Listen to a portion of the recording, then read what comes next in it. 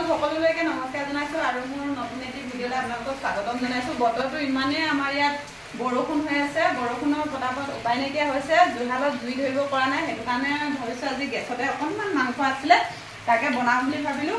মাংস বেলেগকৈ বনোৱা হৈছে, এই অকণমান মাংস মই আজি এনেধৰণে বনাম আৰু আপোনালোককো দেখাইছো। আৰু যিহেতু বহুত দিন ভিডিঅ' দিবই পৰা নাই, এইফালে আলু লৈ লৈছোঁ, অকণমান সৰু সৰুকৈ কাটি আলু লৈছোঁ। এইফালে মাংসখিনি ধুনীয়াকৈ হালধি সানি থৈছোঁ আৰু এইফালে পিঁয়াজ লৈছোঁ, এইফালে নৰসিংহ পাত লৈছোঁ, আদা নহৰু লৈ লৈছোঁ আৰু নেমু লৈ লৈছোঁ। এতিয়া প্ৰথমতে মই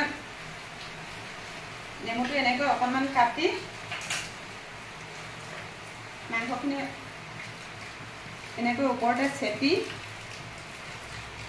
মই অকণমান সময়ৰ কাৰণে থৈ দিম। আৰু এইফালে মই আদা নহৰুখিনি অকণমান থেতেলিয়াই লওঁ। এইখিনিও ধুনীয়াকৈ ধুই পখালি থৈ দিছিলোঁ, এতিয়া এইখিনি থেতেলিয়াই লওঁ।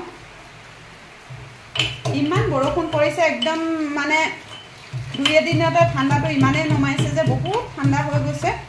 গৰমততো গৰম ক'বই নালাগে, ঠাণ্ডাটো ঠাণ্ডা।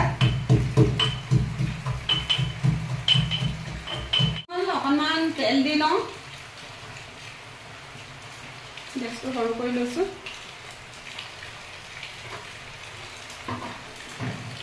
আৰু আপোনালোক সকলোলৈকে শাৰদীয় দুৰ্গা পূজাৰ শুভেচ্ছা জনাইছোঁ আগতীয়াকৈ।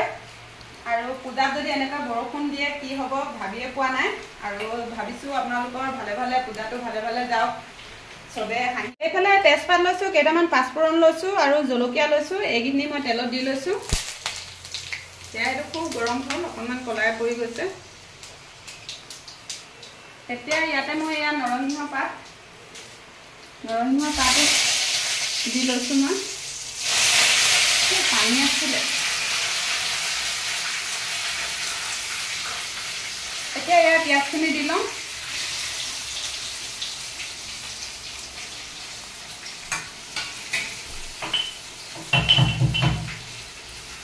লগতে মই আদা নহৰুখিনিও দিয়ে লওঁ একেলগতে।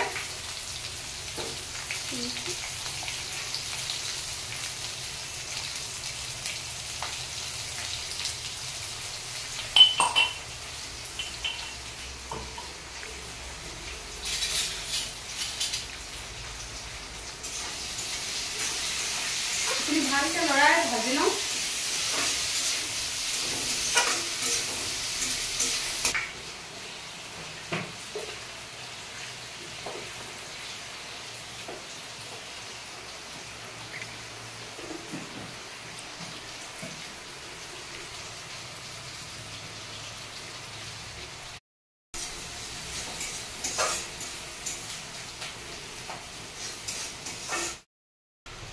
ইয়াতে মই অকণমান হালধি দি লৈছোঁ।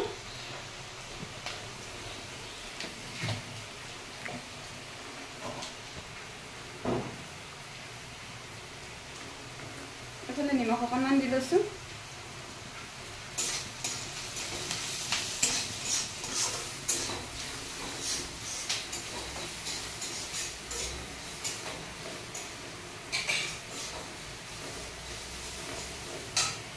এতিয়া মই মাংসখিনি দি ল'ম।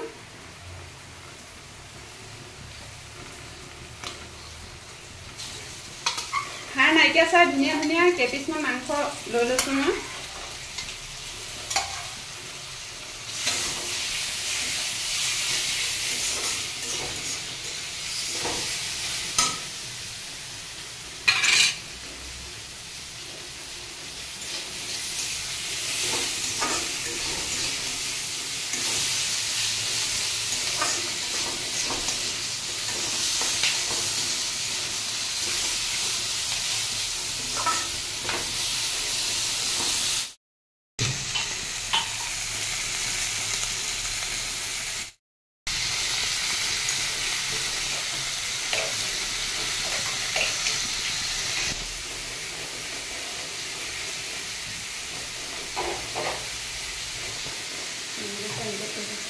নেমু ইমান একেবাৰে ৰাখিবই নোৱাৰি, পইতা ফুৰা উৎপাত, সেইটো কাৰণে এনেকৈ থৈ দিছোঁ তললৈ উলিয়াই।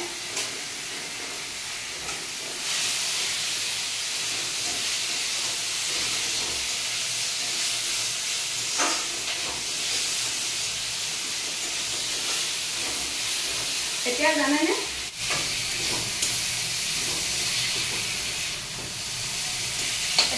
পিঁয়াজখিনি ভাজি থাকোঁতে আলুখিনিও দি লৈছোঁ। আলুখিনি মই আগতীয়াকৈ ফ্ৰাই কৰি থোৱা নাই, যিহেতু মাংস অকণমানেই বনাইছোঁ, সেইটো কাৰণে এনেকৈয়ে বনাইছোঁ।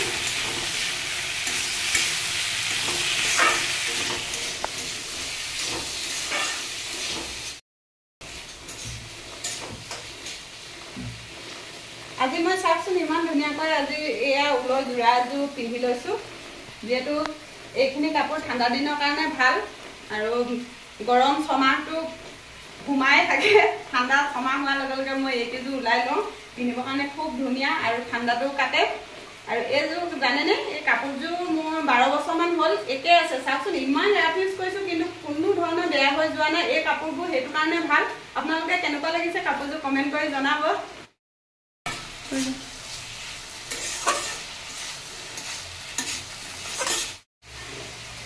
অকণমান পানী দি লৈছোঁ।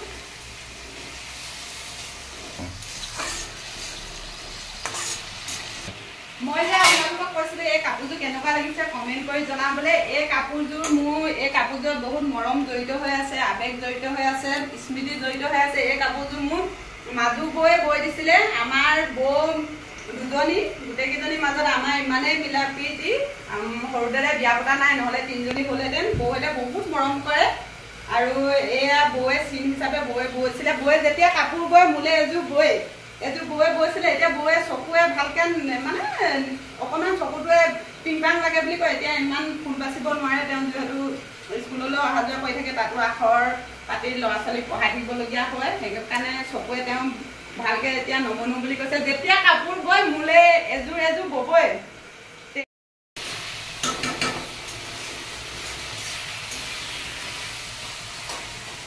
মাংস হ'বই আৰু ইফালে জোলো বনাইছোঁ, সেইটো কাৰণে এইখন অকণমান এনেকৈ গ্ৰেভি টাইপৰ বনাম। চাওক খুব ধুনীয়া হৈছে, একেবাৰে তেল টাইপত বনাইছোঁ।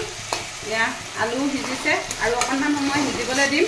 মই একো ৰেড চিলি বা মিট মছলা কিবাকিবি দিয়া নাই, একেৰাহে মছলাবোৰ নৰসিংহ পাত যিহেতু দিছোঁ সেয়াই মছলা ব্যৱহাৰ কৰিছোঁ, বেলেগ মছলা দিয়া নাই।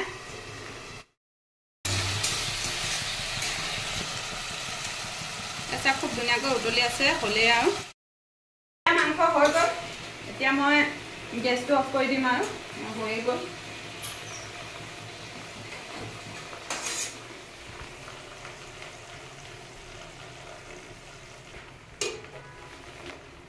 এনেকৈ থাকক। এতিয়া ভাতটো বাঢ়ি লওঁ। এইফালে ভাত বাঢ়ি ল'লোঁ, ষ্টাইলত বাঢ়ি লৈছোঁ বাতিটো দি। এইফালে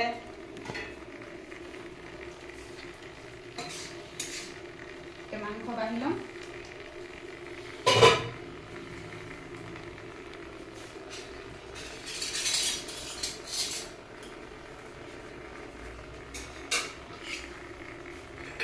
ওপৰতে বাঢ়িছোঁ আৰু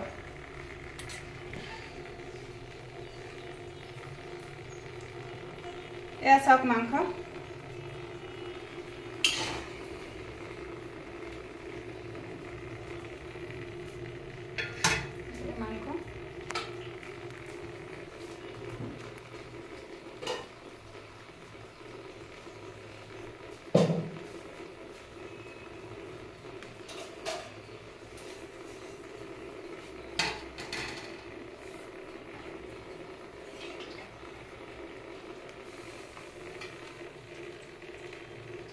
এইফালে মগু বনাইছিলোঁ, কলা মগু।